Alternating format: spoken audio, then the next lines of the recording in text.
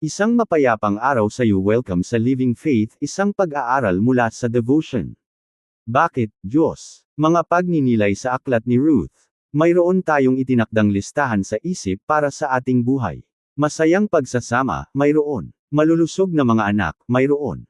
Mabuting pangalan, mayroon. Magandang trabaho, mayroon. Sapat na kabuhayan, mayroon.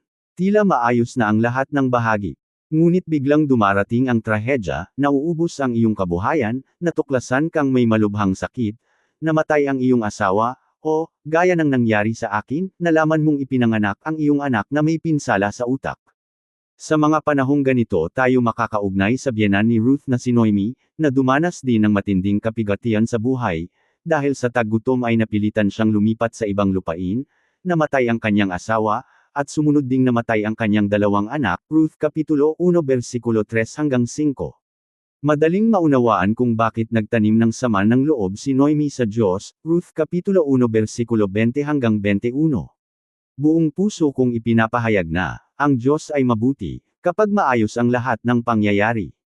Kapag sa tingin ko ay ibinibigay ng Diyos ang resulta na aking ninanais, ako ay nasisiyahan. Ngunit paano dapat ang maging reaksyon ko kapag tila hindi sinasagot ang aking mga panalangin? Kapag nararamdaman kong gaya ni Noemi ay tinalikuran ako ng Diyos, siya pa rin ba ay mabuti? Naririnig ba niya ang aking mga dalangin para sa aking anak? Saan ako makahahanap ng kaliwan? May mga pagkakataong natutukso akong sisihin ang Diyos sa kalagayan ng aking anak.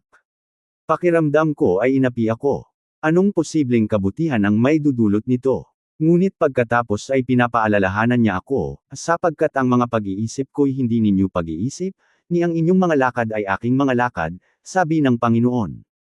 Sapagkat kung paanong ang langit ay lalong mataas kaysa lupa, gayon ang aking mga lakad ay lalong mataas kaysa inyong mga lakad, at ang aking mga pag-iisip kaysa inyong mga pag-iisip, Isayas Kapitulo 55 versikulo 8 hanggang 9.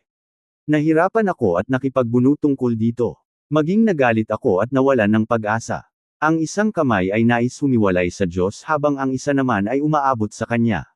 Gaya ni Pablo, sapagkat ang ginagawa ko'y hindi ko nalalaman, sapagkat ang hindi ko ibig ay ang ginagawa ko, datapwat ang kinapopootan ko ay yaong ginagawa ko, Roma Kapitulo 7 versikulo 15.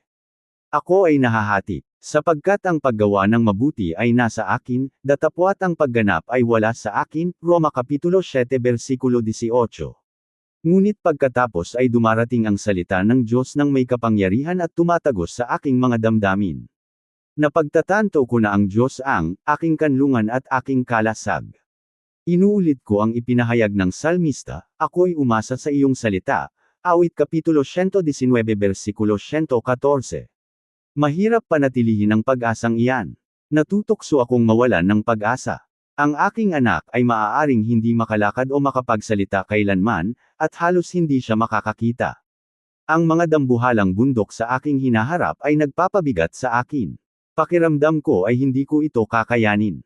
Ngunit pagkatapos ay ipinaalala sa akin, ang biyaya ko'y sapat na sa iyo, sapagkat ang aking kapangyarihan ay sa kahinaan gumagaling, 2 Korinto Kapitulo 12 versikulo 9. Gayunpaman, tinatanong ko pa rin, ganito ba ang ganti ng Diyos sa mga sumusunod sa Kanya? Nasaan ang Kanyang habag? Sumagot siya, huwag kayong mangagtaka sa pagsubok sa inyo, na dumarating sa inyo na tila baga ang isang bagay na kakaiba ay nangyayari, kundi kayo'y manggagalit, sapagkat kayo'y nangagkakabahagi sa mga hirap ni Kristo, upang sa pagkahayag ng kanyang kaluwalhatian naman ay manggagalit kayo ng malaki at manggatuwa, 1 Pedro Kapitulo 4 versikulo 12 hanggang 13. Kapag ako ay napapagod sa pakikipagbuno, si Kristo ay umaaliw sa akin sa pamamagitan ng kanyang presensya. Sinabi niya, hindi kita iiwan ni pababayaan man, mga Hebreo Kapitulo 13 versikulo 5. Gaya ng sinabi ni Pablo, bagaman ang aming pagkataong labas ay naluluma, ngunit ang aming pagkataong loob ay nababago sa araw-araw. Sapagkat ang aming magaang kapigatian, na sa isang sandali lamang, ay siyang gumagawa sa amin ng lalo't lalong bigat ng kaluwalhati siyang walang hanggan, 2 Korinto Kapitulo 4 versikulo 16 hanggang 17. Tuwing nakikipagbuno tayo sa Diyos, makahahanap tayo ng kaliwan sa Kanyang salita.